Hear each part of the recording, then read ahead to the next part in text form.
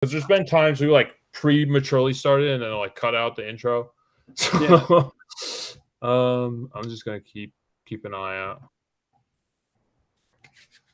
Yeah, Josh told me about this interview, and I'm like, oh, this is gonna be a ton of fun.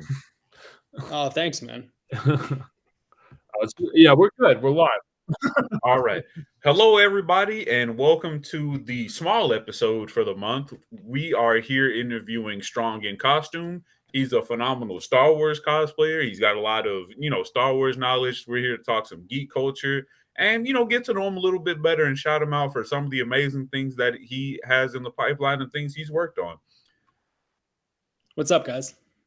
Yeah, thank you, Strong, for coming on the show. I know we've been talking for a little bit, like trying to get this all coordinated and put together, and we had some technical issues, so that's why we're a little bit delayed, but, glad to have you on. No, thanks for having me, man. I appreciate it. Thank you so much. So Jerry, take it away. Okay.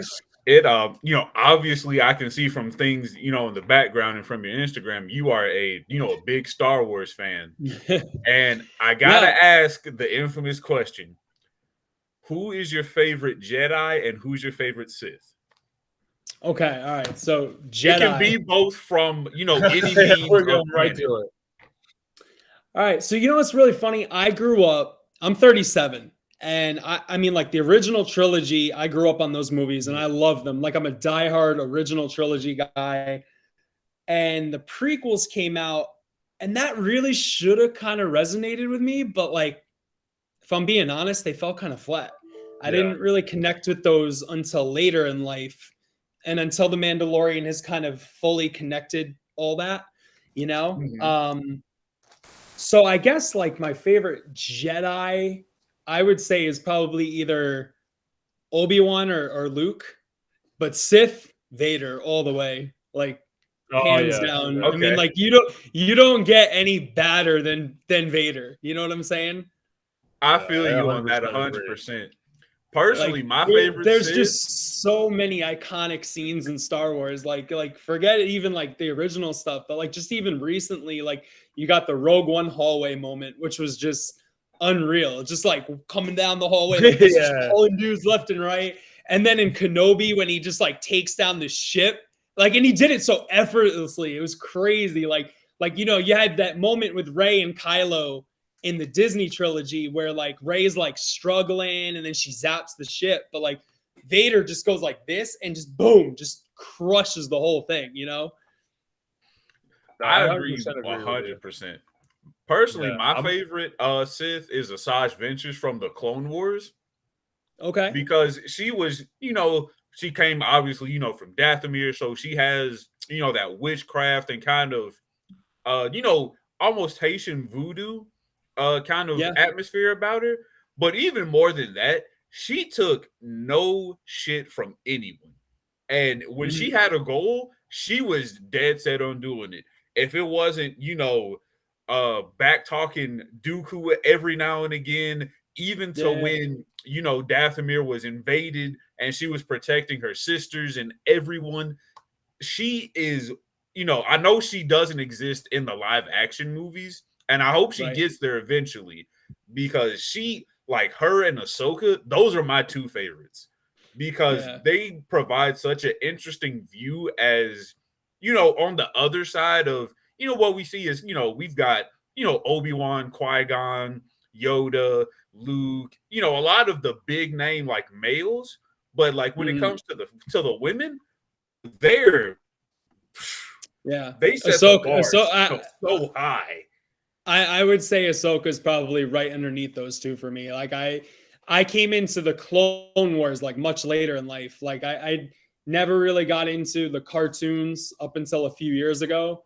And when I watched that with my girls, because I have two daughters, 6 and 8, and they're not much into the superhero stuff, but they're like diehard into Star Wars.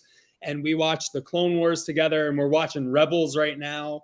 And my oldest has connected with Ahsoka and Sabine specifically. And my youngest loves Bo-Katan. Like I'm actually building her a Bo-Katan right now. That's cool. That's awesome. You guys, do you all cosplay together? Like as like a unit? Have you ever? Yeah, we have. We've cool. done a lot of really cool stuff. So like I think the most like group thing we've done so far was like Batman, Wonder Woman, my wife and I, and then the girls did Batgirl, and like my one daughter did like kind of a hybrid Robin that was a mix of like Damian Wayne and Stephanie Brown. So Okay. Oh, I like that. Yeah. Interesting. but we're very much looking forward to doing some Mandalorian stuff together. Right. My youngest wants to do Sabine. She just kind of waiting to see a little bit more of her look from Ahsoka.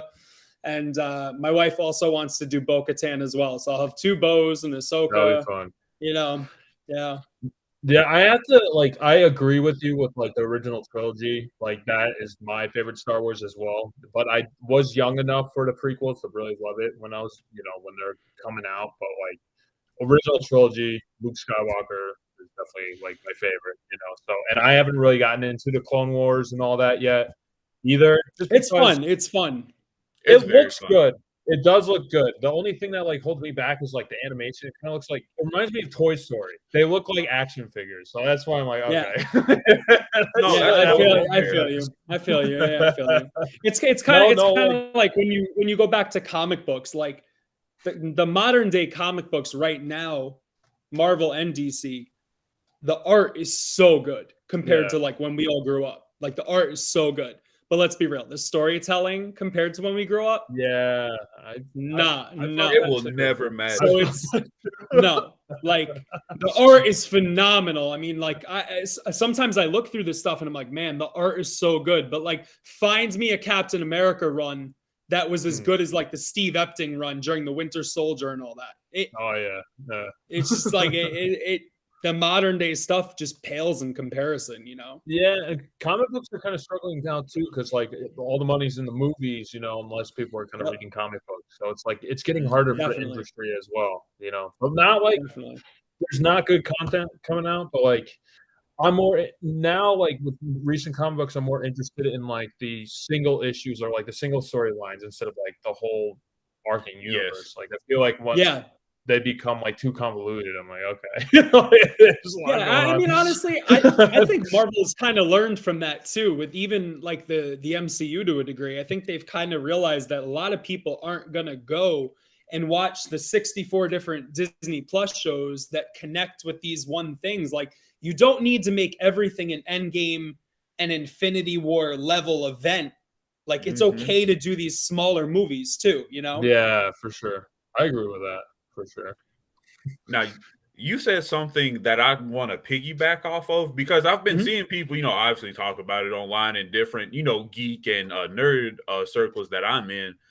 Obviously, our main motif is, Batman, Superman, DC and Marvel. Yeah. Do you feel like with the big resurgence of superhero movies that people are starting to feel a burnout just because, okay, every year we've got 5 movies we have to see for Marvel. We have 2 that are going to be there for DC. And do you feel like they should kind of slow down and take a few steps back to reevaluate? Dude, 1,000%. My wife and I were just talking about this the other day. It's crazy. Like, I never thought I would be saying this, but like for the first time in so long, like I'm not excited for a lot of these projects. I'm just not. Like, I feel like everything post Endgame. I mean, I enjoyed Moon Knight for what it was. It was just great to see Moon Knight, like a smaller, obscure character on screen, but the show itself needed more Moon Knight. It was largely like the Mark, Steven, and then at the end, a hint of Jake show. Like, that whole show is very much the Jeff Lemire run, which is more a commentary on like mental health, what was real, what was not. Call me crazy. I prefer the Moon Knight series where he's just batshit crazy and he carries the Moon Knight costume in a taxi and he's beating the hell out of people.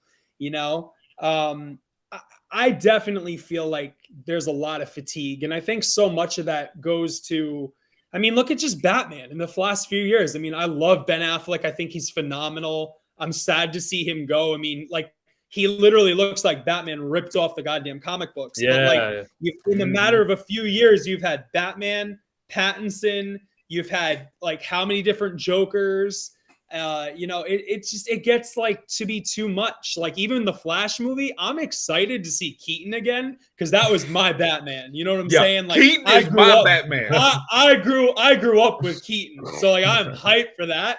But like beyond Keaton being there, I got no interest and no skin in the game. Like, I don't know. There definitely is. I feel like a little bit of that superhero fatigue, and I feel it more on the Marvel side, but.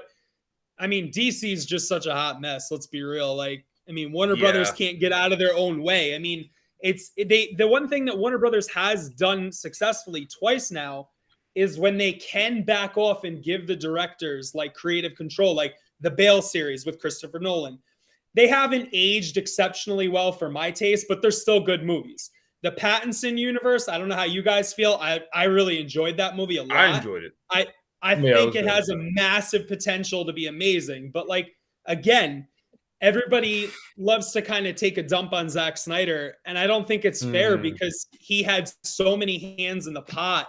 That's where very true. Like, we got to do this and we got to do that and you got to change this. It was like, look how amazing the Snyder Cut was. I mean, like it's a long movie, but it's really good. Yeah, I finally watched that the other day while I was still recovering. And it's a long movie. And I broke it up into parts, it's great. But I'm like, wow, I wish they would have given me this instead. Yeah, it makes you realize like how little of Zach was actually in that theatrical cut, Yeah, that's very true. Yeah, like I think that was my favorite out of the three because it felt the most like you're saying, like his vision kind of like full-fledged. I mean, I guess Man of Steel was like, more his vision, and then they were going to do Man of Steel 2, and then they threw Batman in there, and then it was just like, throw every character ever in one movie, and that's basically what happened. I think Zach had kind of like a fanboy moment and got real excited. Yeah. But I mean, I'll be honest, I really liked Man of Steel. I know it's very mixed reception to a lot of people. Admittedly, I'm not a big Superman guy. I'm a Batman guy. Like when it comes to DC, okay. We were going to ask you that. I'm a Batman guy. Like I've been a Batman fan. My mom always jokes like I've been a Batman fan as long as I could walk, talk, or breathe. Like I'm a Batman guy. I mean, but I did enjoy Man of Steel a lot, and I'm kind of bummed that we're not going to get more of Henry Cavill. I thought he was really phenomenal as the character. Yeah, I agree. No, I agree. Henry Cavill definitely. I've seen some of the older Supermans with my aunt who got me and my brother, more into the superheroes. And Henry Cavill, he's not only just a phenomenal actor, but as Superman, he's everything that I wanted him to be. Yeah. Because I feel bad saying this, but, I was young, so I didn't have control. But, I was watching Man of Steel on bootleg with my dad one day. And he was like, "Come here, son. I want to, show you a new movie." I'm like, "Okay." I didn't think anything about it, Yeah. But it's like that. I definitely agree with what you said about, especially on the Marvel side, the hero fatigue. Because I recently went and saw Across the Spider-Verse with Spider-Man. Yeah. And the movie, I loved the movie. I love all of the themes and tones that they use. But after I finished watching it, I'm like, man, I was like, man, this is a great animated movie, and that's all I wanted. And then, like, I think not even 2 whole days later, I saw people saying, they're gonna try to do a live action Miles Morales Spider-Man, and I'm like, why? That's gonna mess up such a good thing that they've been building up. Yeah, because I'm not big into Spider-Man. I think he's kind of so myself. I'm more an Iron Man fan. I like Tony Stark. He's he's fun. He's a dick. He's a lot of things. But at the end of the day, he's the most relatable hero to me. Okay. No, I mean, I took the girls to see the Spider-Verse with my wife I think it was like last week, and I enjoyed this one, but I felt like, at least for me, this one lacked the heart that the first one had. Like, I felt like it was a lot more story and a lot more setup for the third, which I understand they got to do. But like, I feel like the first one just had a very specific kind of magic about it that just, I don't know what it is. Like we went home and we immediately watched that one, and I was like, man, this is 10 times better. Like, I don't know what it is. Like I loved Miguel. I thought Oscar Isaac did a great job with that, and I love Oscar Isaac in general. I just think he's so immensely talented. Loved Ghost Spider and Spider Gwen. Miles was fantastic as usual. All around, I thought it was really great. I just felt like parts were a little talky at times and a little bit long-winded, and I just felt like I kept waiting for something to happen. Rather than the first one, I feel like you're just watching that movie through and through, and it's just like, damn, like it's just so good, like all the way through. It just kind of, you never feel like any lag or you're waiting for something. This one, I kept kind of waiting for the punchline, so to speak, you know? Oh, yes. I understand exactly what you mean. But I still thought it was great. I did enjoy both films, and I enjoyed this one a little bit more because I like some of the visuals and some of the messages, like I said. But definitely what you said about it missing that, you know, that heart capturing piece and element to it. I definitely know what you mean. And I think, like you said, obviously it's setting up for the third one. And I think that's where they're really going to try to recapitalize on that again. Definitely. But I know I've been talking for so long, Josh. Is there anything you wanted to add? I haven't seen the new Spider-Verse yet. Like, it's been on my list. I love the first one. So, like, you know, I mean, it looks interesting. I'm definitely going to watch it. So I'll let you know how I feel about that. And the thing about the Flash that you were mentioning, I basically said the same thing verbatim. Like, Keaton is the only reason I'm going to see that movie. Yeah, you know? Yeah, exactly. So I was laughing at that. I was like, yeah, that's literally like how I think. You know, Keaton, the first Batman's my favorite, the 89 one. That's my favorite Batman. And my favorite Superman is the Chris Reeve, like the first movie. That's my favorite Superman. I mean, Christopher Reeves is so iconic, and no disrespect to him at all. Again, I'm just not, for me, as Boy Scoutish as I get, and what identifies for me is Cap, you know, as Captain America. But Cap also can have that little bit of a dark side and a little bit of edge at times, you know. So like that's what keeps me kind of engaged with Cap. But like, by and large, especially how Chris Reeves portrayed him, which is no fault of his own. I mean, it's just who he is in the comic books. Superman is that way. He's a Boy Scout. He's incorruptible. Sure. And I enjoyed that little bit of a dark side that Henry gave him at times. He did. He definitely did. You know, the alienistic, you know, I'm not from this world, so I'm trying to kind of make my way and understand. But like, you could still see there was like a gleam behind his eye that, like, if he wanted to, he could burn the whole world down. Yeah, that's for sure. And he had a little bit of arrogance, for sure. He had a little bit of arrogance, but it was like a good reason. Like, you know, if you're a Superman, he had all these powers, like, he would want to do whatever he wanted. Definitely. Yeah. So like that like was in Batman cool vs Superman when he comes down in the courtroom scene. Oh my God! Like the look on Henry's face, like they're literally handcuffing him and they're like walking him, and he's like, yeah, you know. No, Henry Cavill was great. That. Yeah, I do wish they continued on with Henry, or like did something like what I was suggesting. Well, I was thinking like maybe do an Elseworld story with him, like maybe, you know, Red Sun, Superman Red Sun, so he's still Superman, but it's in its own universe. So cool. Yeah, something like that. I am looking forward to what James Gunn is bringing to the table. I kind of listened to a little interview with him, and he's doing a new Superman, and he was talking about like having different directors, like basically giving them the vision that they want, like letting them like a little free reign. And he's a director too, so I'm looking forward to that, and like, you know, his aspect of being behind the scenes and like still directing. So I think he's really good. I love the Guardians films. Like, they were great.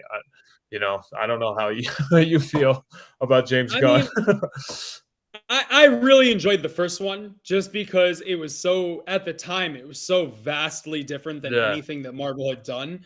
I didn't particularly care for the second one. That was just me. I haven't seen the new one yet. I've heard nothing but amazing things about the third one. The new one was good. Phenomenal.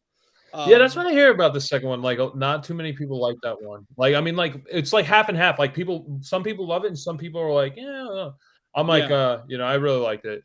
I related a lot to it, so that's why I was like, I like this movie.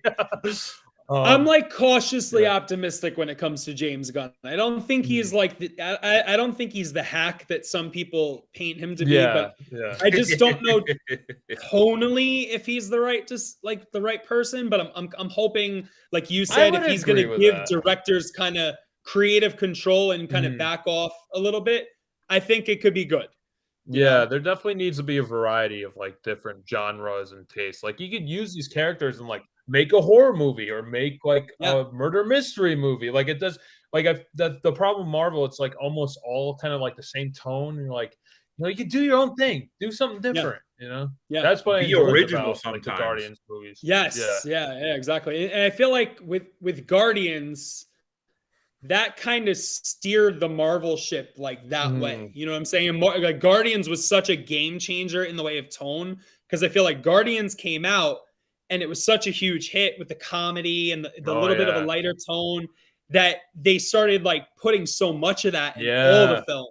Exactly. I mean, like I don't even want to talk. I don't even want to talk about what they've done to the Hulk. Like, it's so bad. Like, so I haven't bad. seen the She-Hulk stuff or like Moonlight was the one thing I was interested in seeing. I still haven't seen it yet, but like what you're explaining to me, like his duality and like him kind of going crazy, like I was interested in that kind of stuff. If you've ever read the Jeff Lemire run, it's very much that. Like it's kind of a commentary on like what's in his head, what's real, which personality's at the wheel, so to speak. And it like, I don't know. It's not bad by any means. It just needed more of actual Moon Knight.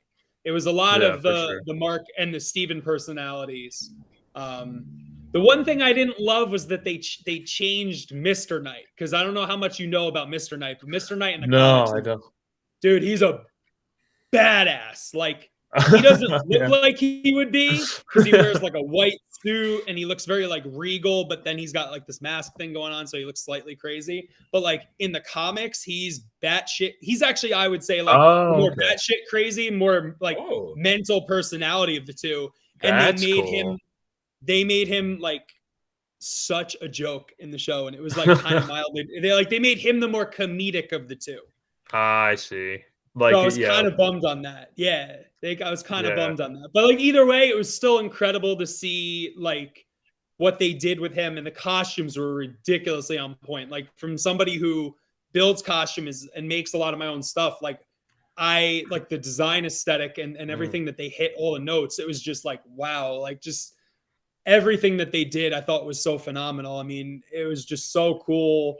Like the nods to like the Egyptian culture and the fabric selections that they made and everything was just really, really neat.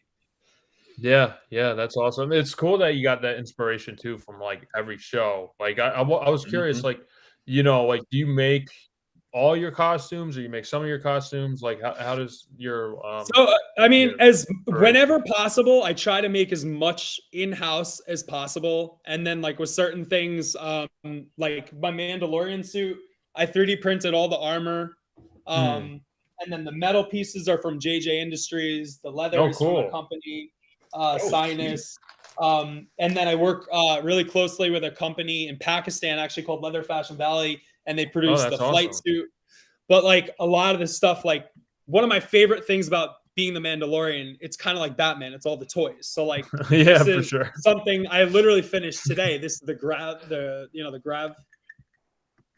Oh, sweet. Yeah, I love these. So they're magnet activated. That's cool. On the back. Oh, wow. And as soon as they come off, that's neat. That's really neat. And it's just like all the different stuff you can like print and paint. Great. It's just, I love that stuff. So yeah, I mean, I try to make as much of this stuff as possible. Basically, the only thing that I don't do at the moment, but I am learning, is how to use a sewing machine. Because that, for some reason, every time I sit down in front of it, it just completely vexes me. But I told myself by the end of the year, I have to sew something completely on my own. Like it's the missing piece. Like, like I can 3D print, I can mold, I can cast, I can paint. It's the only thing I can't do right now.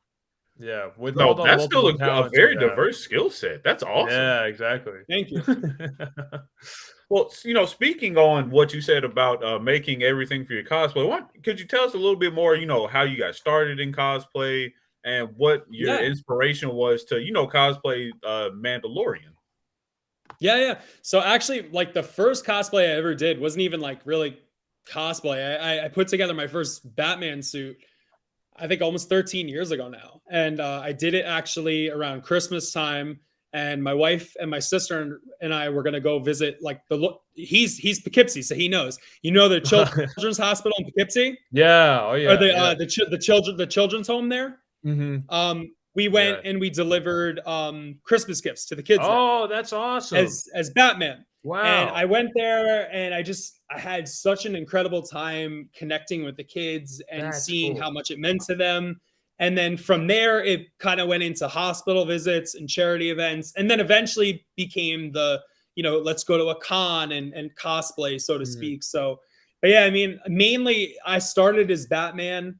And then maybe about 7 or 8 years ago, it was kind of that in between Age of Ultron and Civil War that I decided I was going to do Cap, just because it was so vastly different from Batman. Oh yeah, for sure.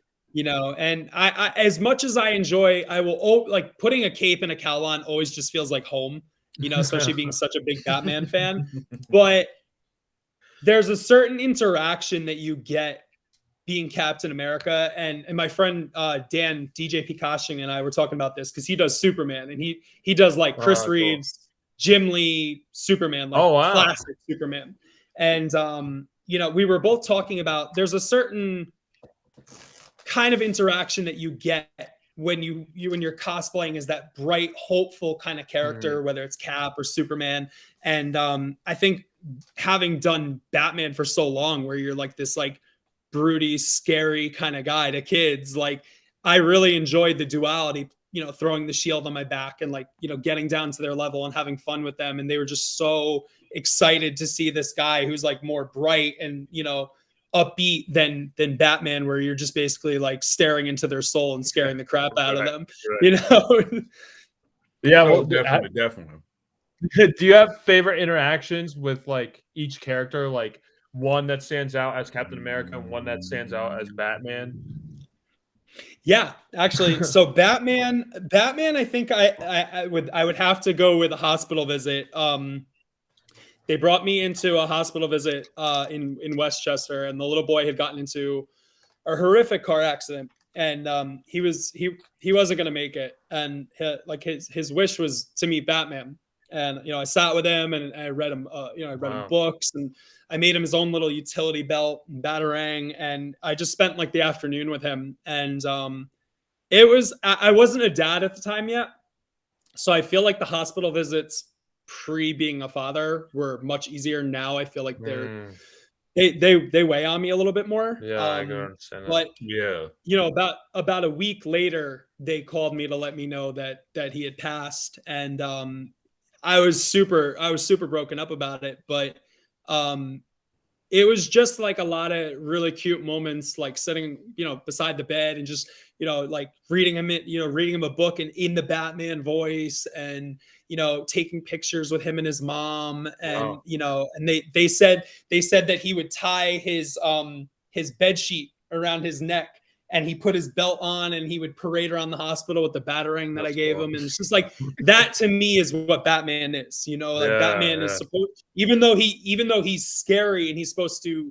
use the Batman persona to, to strike fear into the hearts of Gotham and the villains, he's supposed to give hope to the citizens of Gotham. So like that for me, hands down, Batman wise would be my favorite interaction.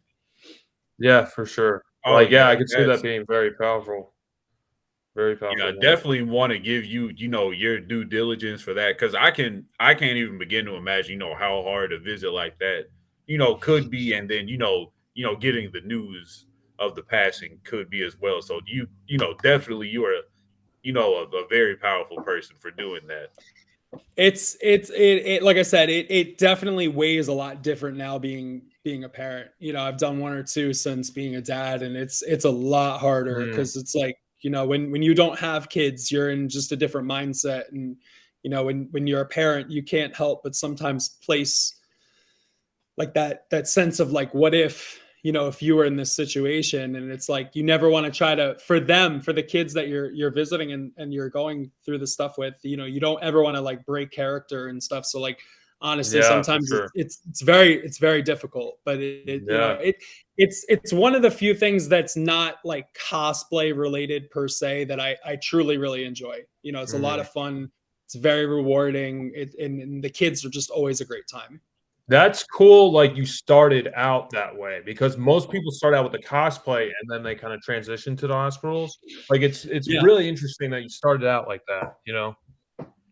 It's just such a different, it's funny. My friend Dan and I were talking about this the other day, and it's just like cosplay is the whole scene is so different than when like he and I started. He's like, I think 2 years younger than me. But like, today's day and age cosplayers, it's all social media.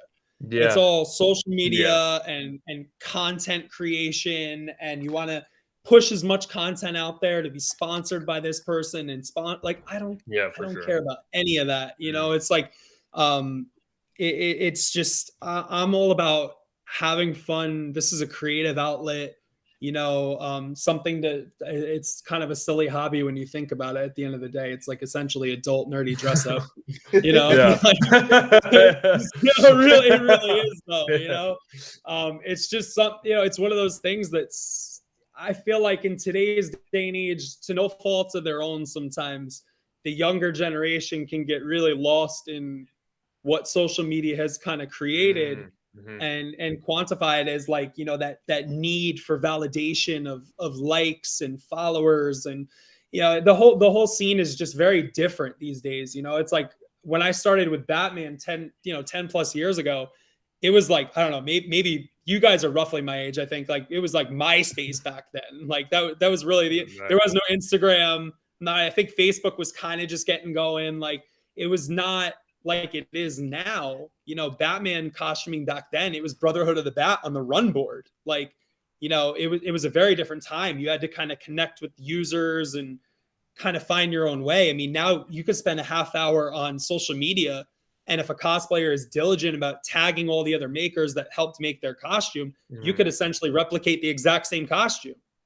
Yeah. Yeah, that's for sure. Like you can buy the parts from like, wherever you find it. And it's probably so much harder, back in the, like 10 years ago, especially like, to find these people and like the bits, like what they can create and like where they excel at, because now you could, like you said, you could type in anything and find it pretty instantly. Yeah. It's just, like I said, it's a very different time. And it's, I try not to get wrapped up in like the social media, the world of it, but it definitely is its own beast. And I've seen, I do follow a couple of cosplayers on my own personal account, and every once in a while they do talk about some of their own struggles, whether it being, the things people comment on, a piece that they worked very hard on, or they might just talk about how, every once in a while you try to do a piece and then, something just, goes wrong with it. And then people, just definitely blow it out of proportion. And I'm like, that's, for some people, cosplay is a livelihood and it, is how they make their living, but it's also like, an escape from reality. And I think people kind of forget that when they get into that social media aspect. That's true. 100%. Yeah, definitely. I mean, I know for me personally, like I do some making and on the side, and I'll sell and I'll do commissions here and there, but it's honestly like it's mostly extra BS money to pay for this kind of stuff. Like, it's and so to kind of fund the hobby, but like, I have like kudos to all the people that have all the diligence in the world for like the daily content. And they make YouTube reviews and this. Sure. I mean, like that. It's a lot of work. It's a lot of work. It is. I mean, like it's definitely a grind. I don't fault them at all. I mean, if you can make a living out of it, then great. I mean, like for me, having 2 kids and being self-employed and having a career like that, it's just it's not for me. I'm just here for like the fun of it and just to have some fun. Yeah. And for sure, and then like the interactions like this, meeting people and like, sharing our interests together. I think that's kind of like what the community is really about. And then like, once people get so self-absorbed with like, oh, look at me, it's only about themselves and not like everyone else and like the community about it, I think that's the best part of it. that is honestly, so like when I went to Cap a few years ago, I took such a major step back from the Batman community because I didn't recognize it. And honestly, I still don't. Like I said, I came into the Batman community when it was the Brotherhood of the Bat run board. And I mean, like, if it wasn't for like Dan and Bob Kiefer, Sean Reeves, and like Bryn Londo, who just passed away, like those 4 guys were hugely instrumental for me getting started. Like I was like a complete newbie, and I posted on there and I was like, hey, thinking about doing this. Like, where do I start? I'm so overwhelmed. Like, where do I get a good cowl and a bodysuit? And like, you know, just talking to those 4 gents, and like within a couple of days, like had everything ordered. And, you know, a couple months later had this pretty decent bat suit for my first one. But it's just nowadays it's so much with the posting and the, like I said, the social media, that the thing that I don't like is just like the little bits of ego, you know. And it's like it should be community and not as much competition, you know what I'm saying? And that's why, like, for me, I've been really enjoying the Star Wars community a lot in terms of cosplay lately, specifically the Mando community. It is very community based. It's very community based. Like, I'm in a few different groups on Facebook with the Mando. I was gonna ask. Yeah, like when I was getting the building going, I would have questions, or I would search the groups and I would reach out to people, and, you know, people, and even now, like, I've had so many people ask like about the graphite powder application that I did for my kit. So I'm filming a tutorial on how to do it to try to give back just a little bit to the community, because they were so great to me, That's you know, cool. when I was getting started. Yeah, but like cool. the superhero side of things, it's just, you have so many guys out there that like, they're like, I'm the this, I'm the right, that. Like, yeah, right. We're not. They're trying to own the character. We're nerds playing dress up, you know, because like, newsflash, even Robert Pattinson, Ben Affleck, Michael Keaton. Michael Keaton might be Batman, but the other two, you know, no. But you know what I'm saying? It's just, you know, it's you know, it's for fun. And I just like, I kind of wish that the cosplay community would kind of go back to that community feel and not so competitive, because it takes the fun out of it. You know what I'm saying? For sure. It's like, I'm not a big person in the way of like my audience, so to speak, on Instagram largely knows me as Batman and Captain America. So like when I did Mando, I'm like, this could go over like a fart in a church. Like, who knows if these people are going to feel this at all? Like, they know me as Batman and Cap. And luckily people have been really digging it. But like, honestly, even if they didn't, I'm still doing it. Because I will tell you, I love being Batman. I love being Captain America. But I will tell you, there's no feeling like wearing that suit, man. Like, I put that on for the first time and looked in the mirror, and I was just like, damn, that's crazy. I could see that for sure. And like, no one could see any facial features or anything. Like, even Batman has the face, you know, Cap has like more showing. So that's you kind of like, no, it's so true. It's so true. My friend Dan and I were talking about that, because I did my first like troop, so to speak, at a con I was a guest at in Fort Myers in May. And he just did his first troop at a con a couple weeks ago, and we were talking and everything. I was like, dude, tell me all about it. Like, how did it go?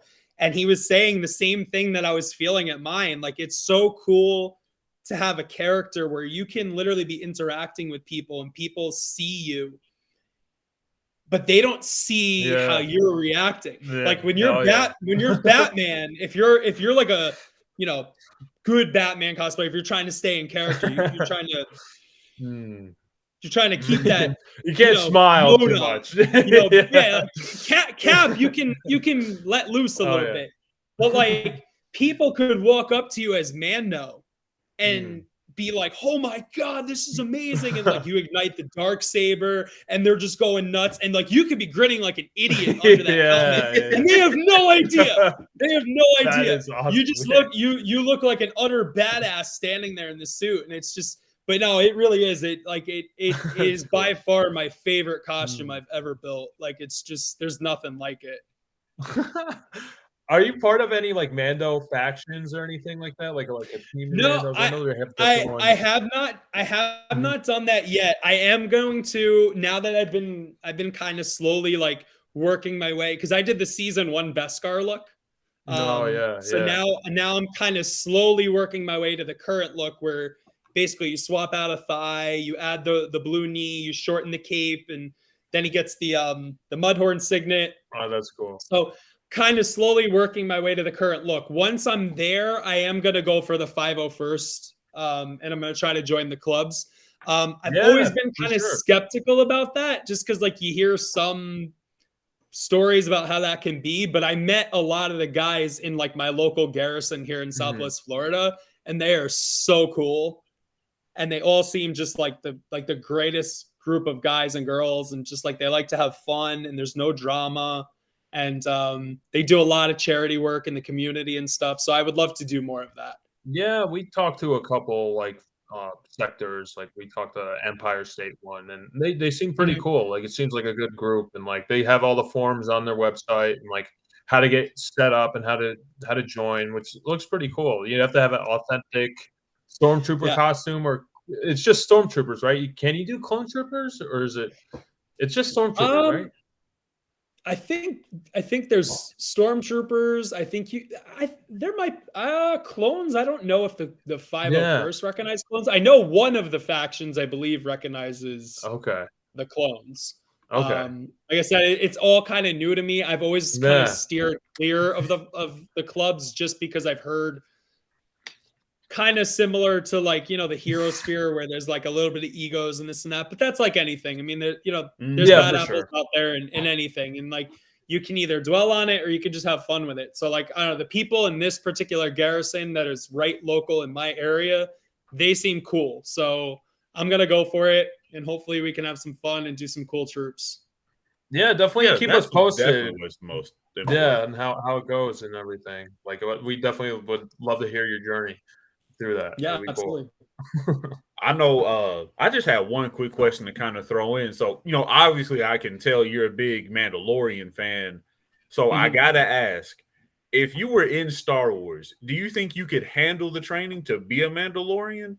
And, you know, obviously with the, you know, it further lore of what's happened to Mandalore after everything has went down, would you join one of the different factions, or would you be more with the Night Watch and Bo-Katan? It's so hard to say. Like, you know what I'm saying? The Mandalorian for me has been, I might sound way crazy here, but I personally think like the Mandalorian is the best thing Star Wars has ever done.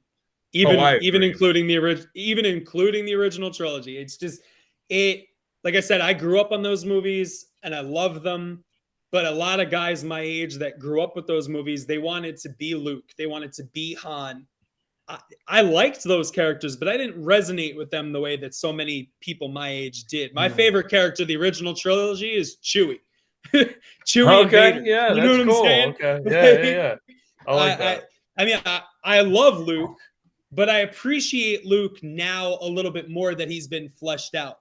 You know what I'm saying? Like, you know, between what they did with him in the new trilogy, which was mixed, you know, like mixed emotions. We won't quite get into that. I could go on for hours about how they flubbed that up. But you know, I appreciate him as a character a lot more now, you know, especially with the Mandalorian and how they've kind of given him a lot more of like what we've always wanted to see.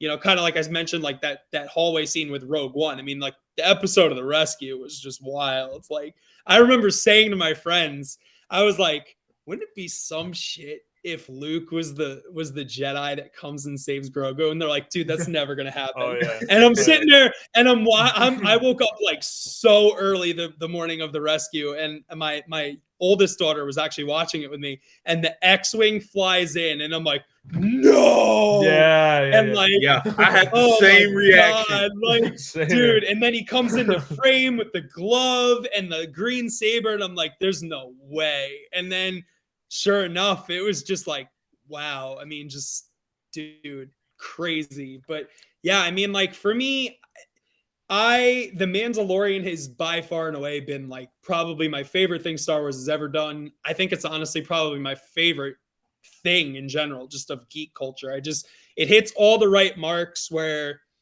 it has just the right amount of like wittiness and comedy without being too much. I love the whole, you know, lone wolf and cub kind of thing, especially being a dad. It kind of resonates with me. You know, you want to keep your kids safe and whatnot. And just the relationship with him and Grogu is so great. But in terms of like a faction and stuff, I don't know, man. I mean, like, I feel like I would honestly be a lot like Din. I've never been one to really like fit in a lot of places, and like I've always been kind of a little bit of a loner in that sense. Like I have a few like friends that are like tight people, but like I don't have a huge circle, you know. So like I could see being like more like Din or like one of the Watch in Bo-Katan. But one of the things that I thought was really interesting was when I did that guest convention in Fort Myers, I got to do a panel with Tate Fletcher, who was Paz Vizsla. And Wow, dude, that's awesome. Dude, he's so cool. He's the coolest guy in the world. He's so down to earth. He's so chill.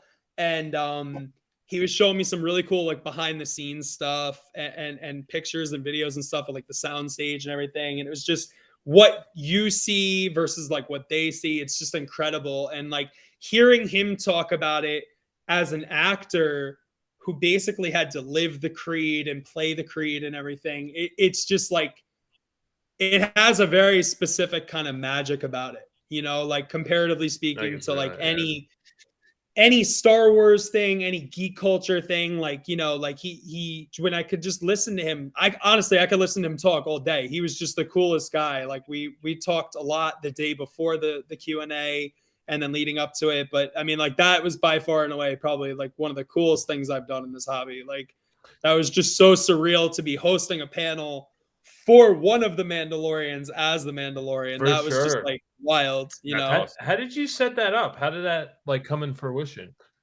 So I got asked to be a guest at this. It was called HeroCon. It was right here in Fort Myers. Yeah. And he happened to be a guest, and the showrunner reached out to me, and he follows my Instagram, and he was like, "Are you bringing the Mandalorian?" And I'm like, "I hope so." Yeah.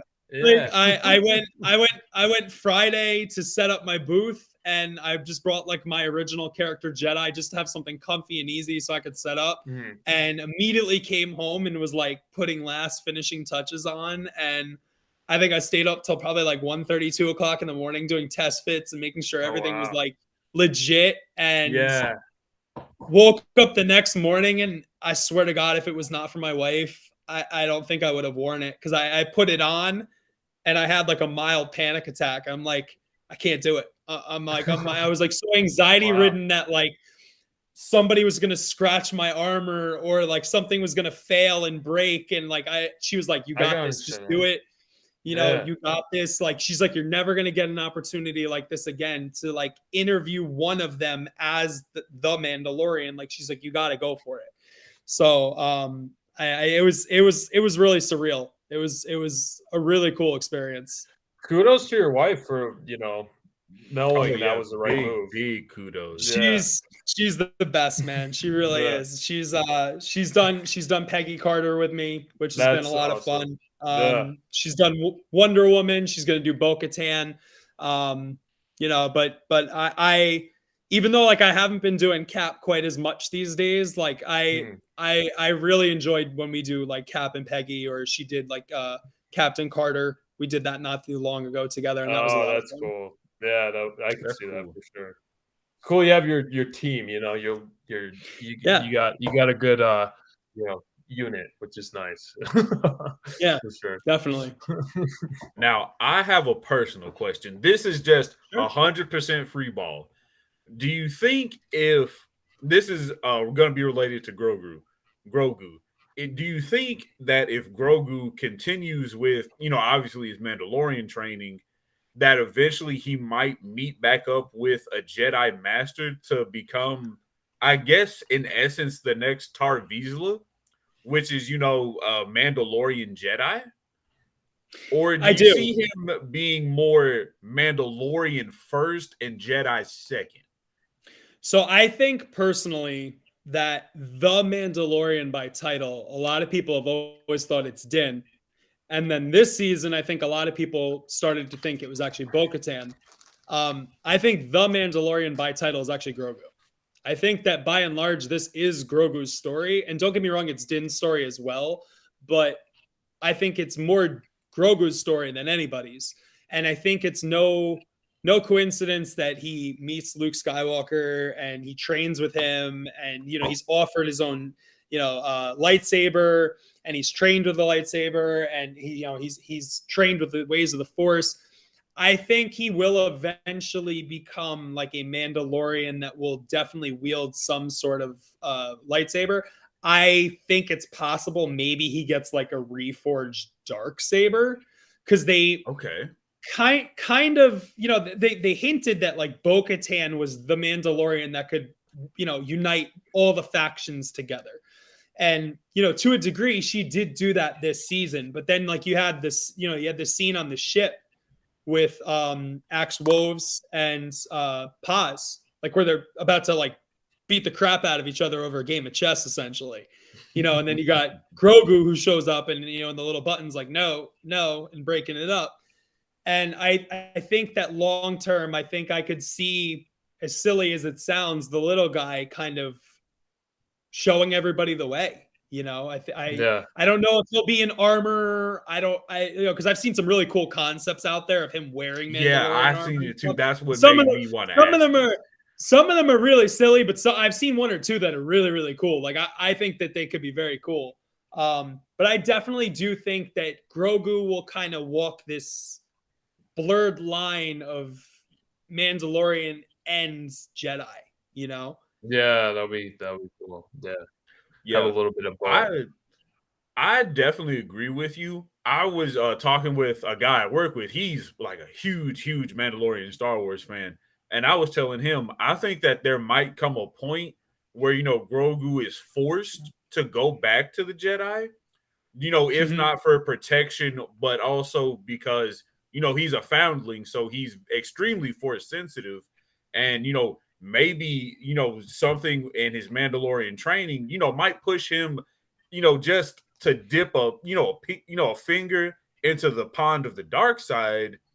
And, Din or, people that Din knows and does business with, see it and recognize it and say, hey, I don't think whatever's going on with the little guy is good for him. I think you need to send him back to, finish his teaching and training with the Jedi to bring him back to, speed and everything. Yeah. No, I mean, I think that his story is honestly just getting going. I think that this season was particularly interesting. I know this season got kind of mixed reviews with some people. Yeah, I was going to ask you. Yeah. I personally, I liked it. I thought it was fun. I thought what they did with Bo was actually great. I really enjoyed her. I thought her and Din were great. I kind of sensed like there might have been a romance there, but then it never came to come. And then I found out later that I guess it was something that they scrapped. So who knows if that will bud later. But I definitely enjoyed what they were doing. And I thought this season in particular was really good, if for no other reason that the first two seasons have largely been like Din keeping this little guy alive, right? And like this particular season, Grogu wasn't just the child in tow anymore. I mean, like that last scene where like, Moff Gideon and him are fighting, and then Grogu comes out like, no, and like takes the Praetorians in the other room. And I mean, like they were keeping each other alive, and then when they off the Praetorians and they come out with Bo, I mean, like they were all in that fight. I mean, Grogu was force pushing, and I mean, then obviously the shields. I mean, it was a very interesting dynamic this season to have him be in the fight, so to speak, a little bit more. So I'm hoping that they continue that more. Yeah, I haven't had the chance to see the third season yet because I heard the mixed reviews. I was like, oh, maybe I'll hold off, maybe I'll wait. So now that you give it a glowing review, I feel like now I do want to watch it. I know I definitely enjoyed the third season. It had its moments where I was like, I'm not really feeling this scene or this episode, but overall, I would still say it's still like very, very well put together. Yeah, I mean, I think anything coming off of season 2, especially that ending, was, I mean, like it's a hard act to follow, you know. When you end the season like that, Yeah, and you with have Luke and all Luke, that. Yeah. when you have Luke that's Skywalker show up that nobody was expecting. It's just like it's hard to top that. And and like we went back to superhero fatigue and stuff before. It's like when you have a movie like Endgame coming off of Infinity War, which Endgame for me has more fan service and has some more like wow moments, but for me, Infinity War is the better film from a cinematic I agree. standpoint. Yeah. But like coming off of those two films, I mean, it's hard to live up to those. So I can kind of see where some of these Marvel movies have struggled a little bit. So it's the same thing with this season. When you go out on a high like that with season 2, I could see where some people didn't really feel it this season as much. I mean, it was a little talky in spots and a little bit here and there, but I still enjoyed it, man. I would definitely check it out. All right, I definitely will. Yeah, I was talking to my brother-in-law about watching it, so yeah, it'll be on the list soon for sure. No, I it's good. wanted I liked it. I wanted to ask you too. So who do you like better, Din or Boba Fett? Who's your favorite? Vader or Boba Fett? No, Din Din. Djarin Oh, or Din all day. Din all day. Okay. So Gotcha. I mean, I like Boba Fett, but like, all right. So I've never read any of like the novels or the like the non-movie canon legend stuff or anything. I've heard if you can get into that stuff, he's a much more enjoyable character. For the movies, I mean, I never Yeah, they did understood him the dirty. hype. They did him I mean, dirty. he just kind of stands there like in Empire Yeah. Strikes Back looking real badass. And then the next time you see him in Return of the Jedi, like a blind Han Solo kind of ass bumps him into the Sarlacc pit. And you're like, why does this guy have like a cult following? Right. 100%. Like, I mean, I enjoyed the Book of Boba Fett. I thought it was good. I mean, I don't think it was the show that a lot of people wanted. I think a lot of people wanted more of that scene on Tython when he was like utterly badass and smashing people's heads in with the stick and stuff. And then he puts his armor on. I think people wanted that. And they didn't want the backstory. Yeah. But I feel like also he needed that backstory, at least for people who are not familiar with like legends and the non-canon stuff for the movies. Cause it's, like I said, other than the two movie events, it's like, why does this guy have this huge following?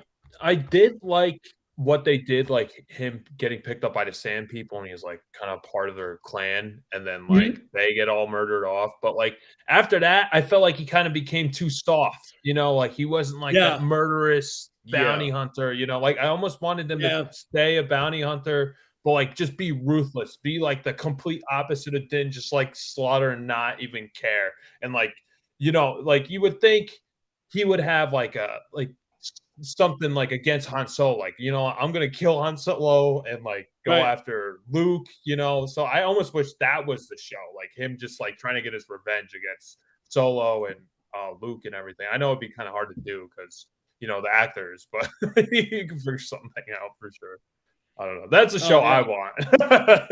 I feel like honestly though, you're not wrong. Everybody wanted it to be that way. I mean, like for me, like I don't have as much skin in the game when it comes to Boba. I've never been a big Boba fan. So like I enjoyed it for what it was, but I agree. Like it would have been cool to see more of like that Tython level Boba, where he was just really badass, taking people out left and right. I mean, like I kind of imagine Boba sometimes almost kind of like the Punisher. Yeah. Like the way, especially the way that people talk about him, like the way he was in Legends and stuff. And like, they definitely made him more of like this peaceful kind of, I don't know. Wasn't my thing. Yeah. They made him too much of a peacekeeper for me, which I didn't dislike. But definitely toward the end, I'm like, okay, Boba, this is literally you're the new mob boss. Your place of establishment is being attacked, and you're like, spare them. And I'm like, okay, I get it. Boba Fett's grown up now. He's not that same bloodthirsty marauder he was. But, for the love of God, show your backbone. Show them why Boba Fett, son of Jango Fett, was one of the most feared bounty hunters.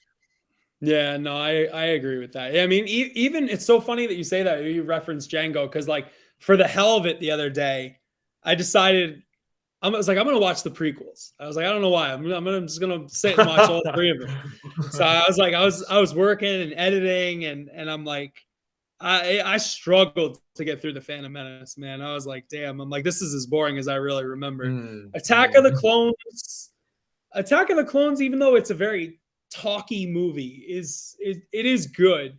All the scenes with Django were great, but man, Revenge of the Sith, I will say, like, even back when that came out, I remember that one being the most interesting, if for no other reason, to see how Anakin goes bad.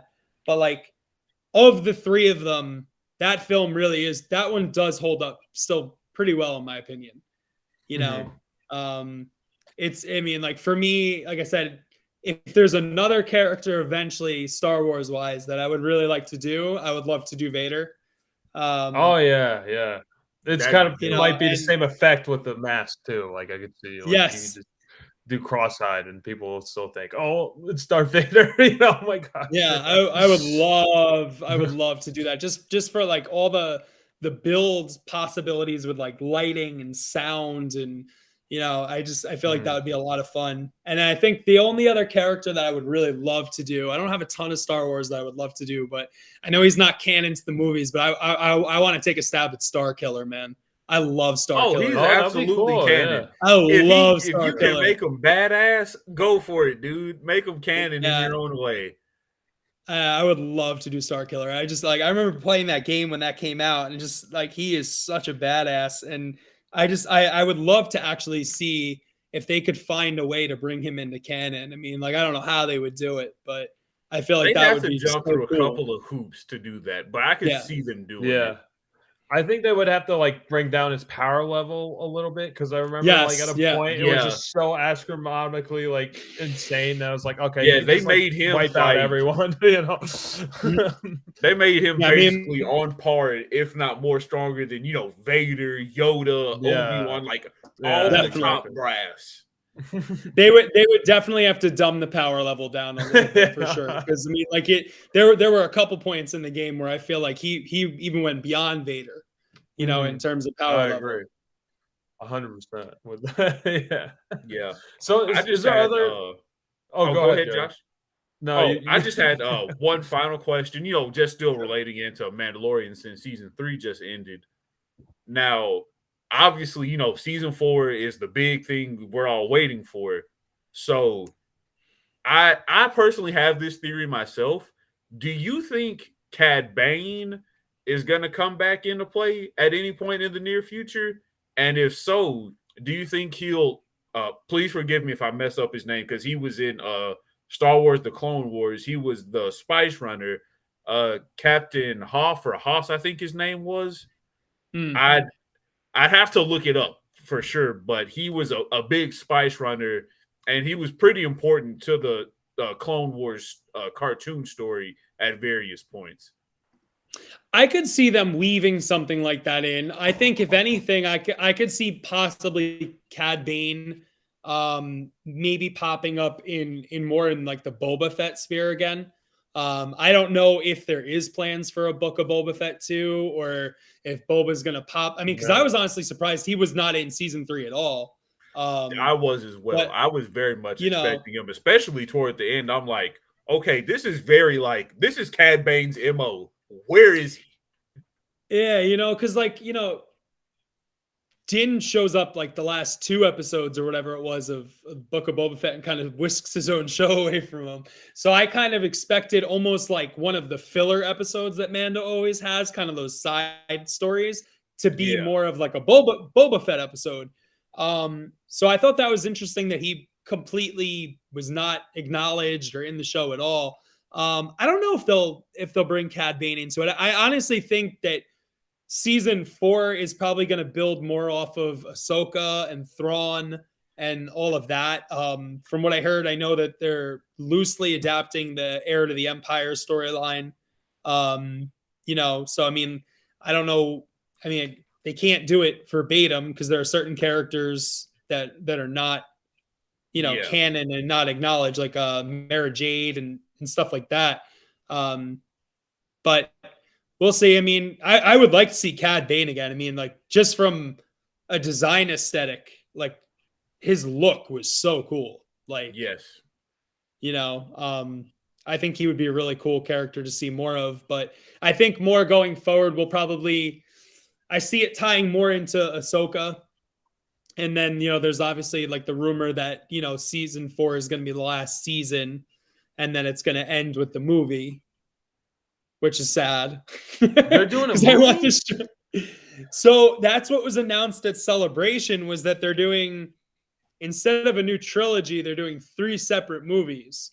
And one of them is going to be a movie that focuses on the very, very, very first Jedi. And it's going to take place like some ungodly amount of time before the first Star Wars, even before the Phantom Menace. I could see that being interesting because they could kind of do anything. They could do their own thing. I could see that being. So are they gonna throw it like all the way back to some of the ancient Sith lords? Yeah, as far as the timeline. Yep. Yeah. So it's apparently going to be like the very, very, very first Jedi and go all the way back. And then the second one is supposed to be the Dave Filoni Mandalorian based movie that's supposed to wrap kind of Din's saga up. And then the third movie, I know a lot of people are very divisive on it. It's another Rey movie, which I got to be honest, I like Rey. I just think that after The Force Awakens, she was kind of poorly written. I think that I agree. I really like her. I mean, like, we named my second daughter Ayla Rey after Rey. I mean, I like Rey as a character. I think that she was great. I loved The Force Awakens. Like, we left the theater and we were like, damn, like, Star Wars is back. And then The Last Jedi came and we were like, oh man. Like, yeah. It was just like not a good feeling, Yeah. We don't have to talk about Last Jedi. I like to our tech guy about it a whole lot, but it's a movie, and that's what everyone can agree on.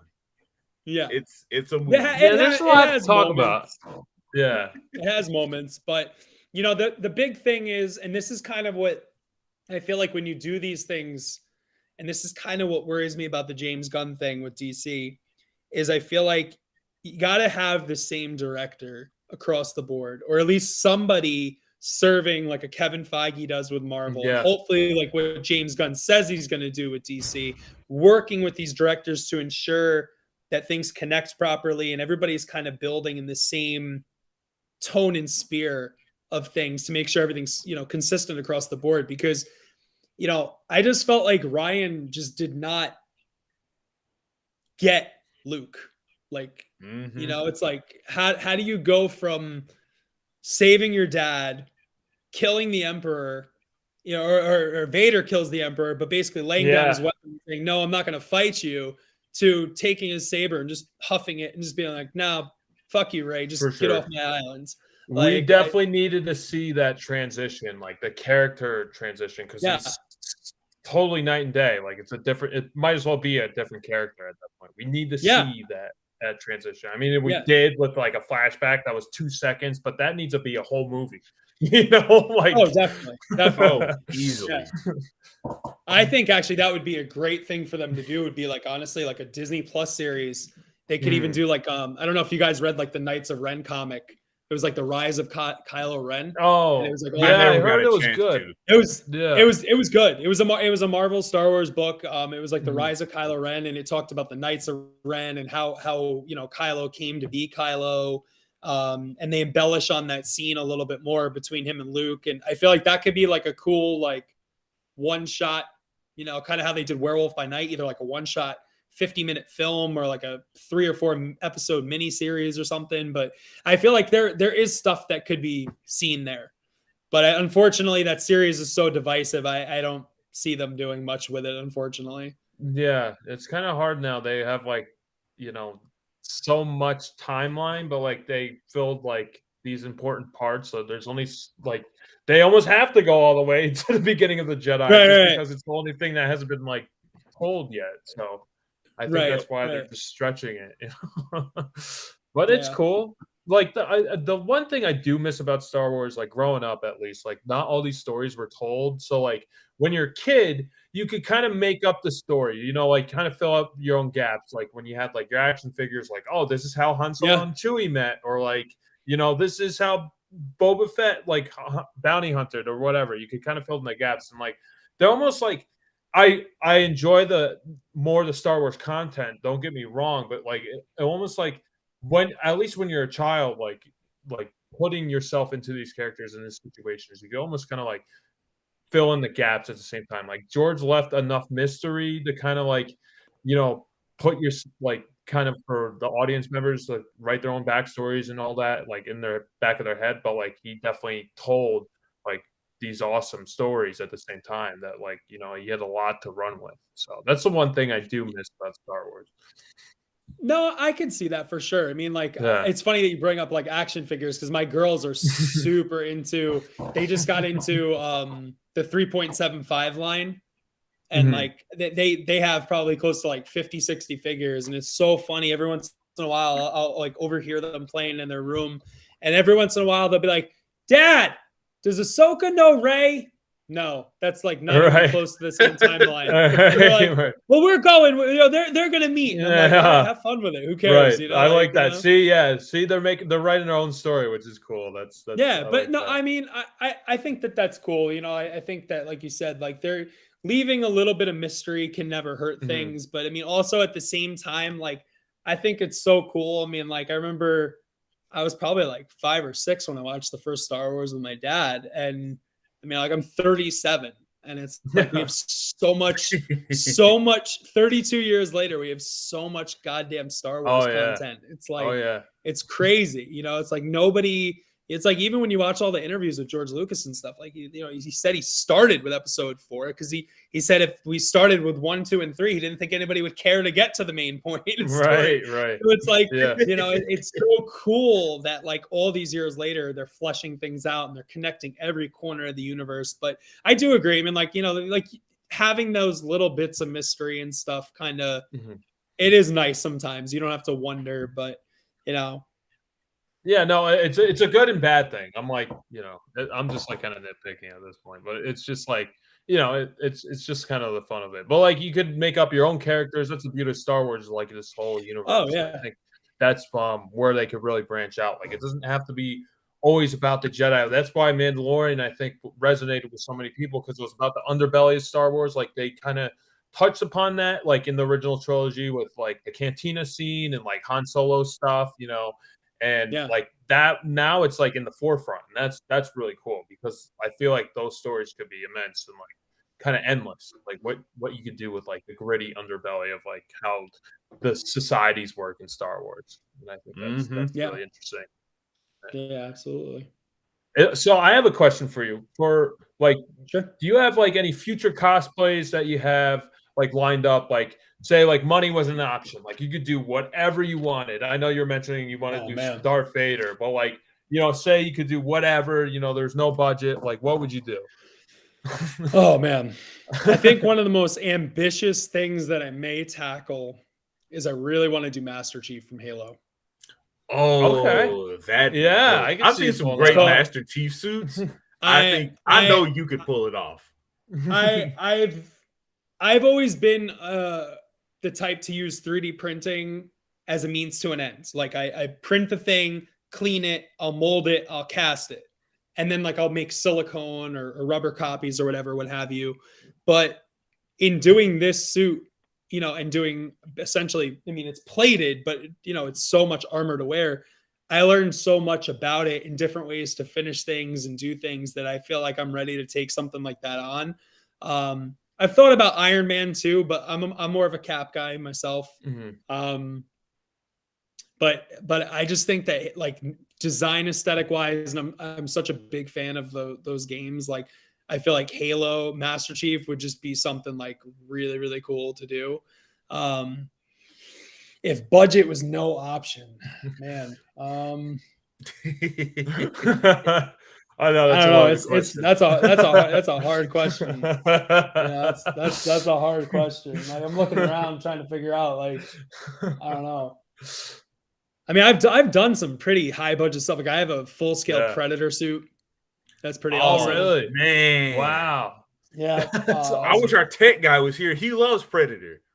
Yeah, I love. I mean, like, so I did like the Predator 1 Jungle Hunter first, and then I had fun with that. But then basically, I started kind of mixing and matching parts, and I kind of came up with like my own version of a thing. So like I was rocking like the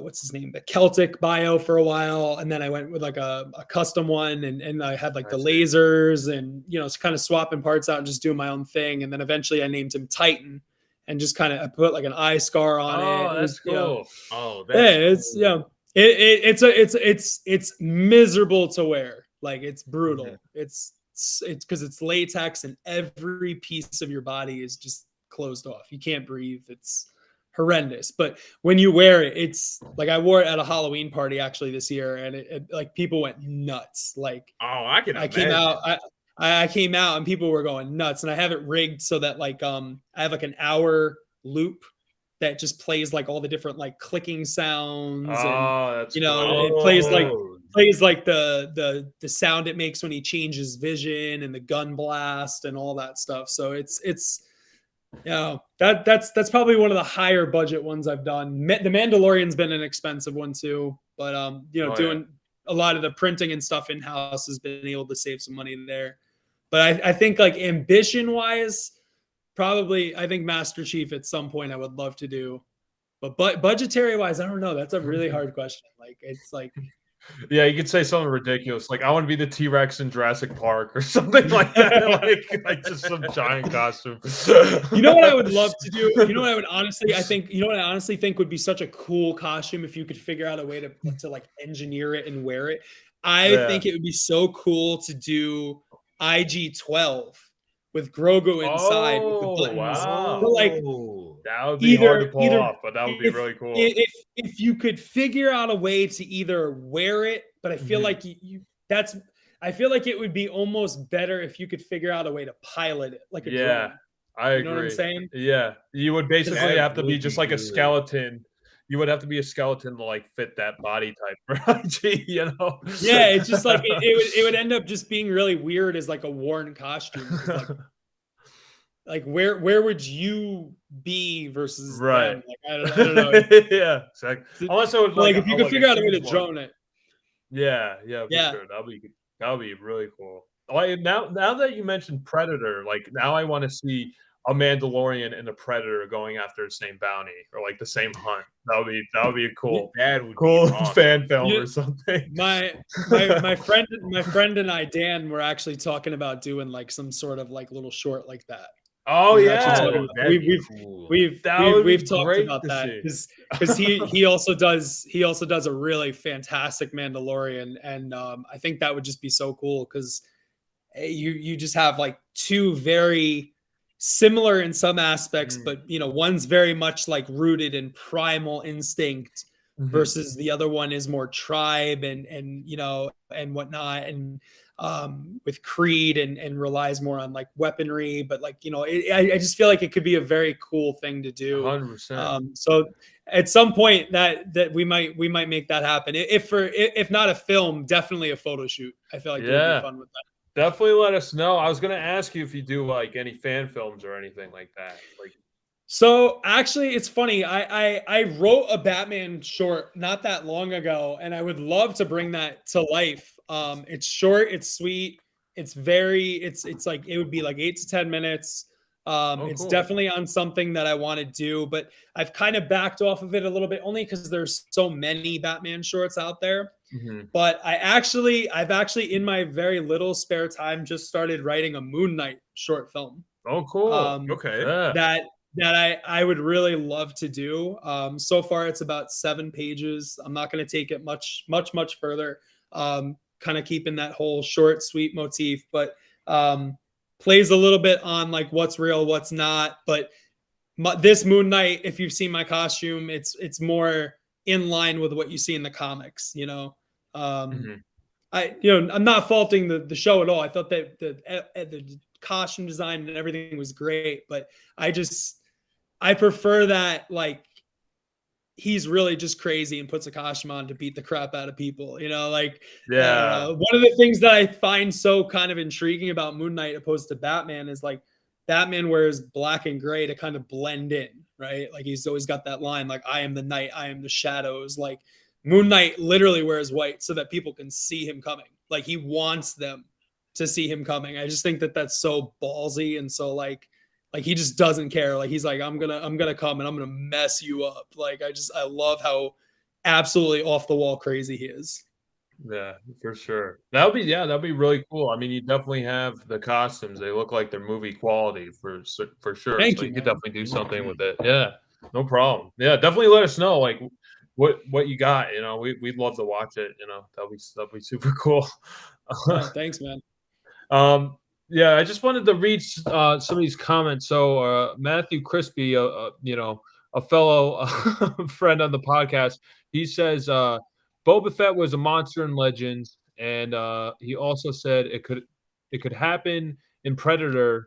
It could happen. Predator is owned by Marvel.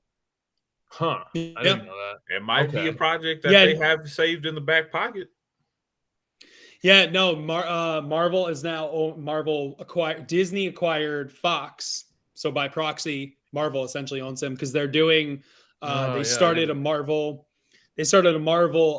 comic of Predator, but they just started, I think in the last week or so, they're doing like these one-offs like Predator versus Wolverine, Predator versus Cap, and Predator versus this one. I actually just picked up the new Predator comic from my comic book shop like last week, and I was like, oh wow, I didn't know that they were running any new issues. That's great to see. Yeah, I didn't know that. Yeah, they're not bad. They're not bad. I mean, I've only read one or two of the Marvel ones. I mean, the Dark Horse Predator stuff is always really great. Oh, like, Dark Horse really is good stuff. Phenomenal. Such a great publisher.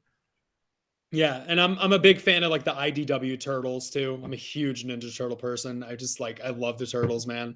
So who's the your current stuff turtle? with Marvel Turtle? All right, so growing up it was always Michelangelo. I mean, like what little boy like didn't love Michelangelo, right? But as I've gotten older, I think I gravitate more toward Leonardo now. Okay. Yeah, that's cool. So, I like that. Yeah. Yeah, mine was Michelangelo growing up as well. And I like Donatello is like pretty close up there too. Like I kind of like Donatello was mine. Because he was literally the kid really play with the stick, and he's out there and he's for 6 hours. You're like, man, that kid's really going crazy with the stick. Yeah. I'm super excited for the new movie. I know, like we saw the trailer when we took the girls to see the Spider-Verse, and they're like super excited about it. I love this. I love the Turtles, man. So I'm all for it. That's cool. Yeah, I wanted to just read this other comment. I don't know if it makes any sense, but we'll read it anyway. So NBA and the League versus Evolution.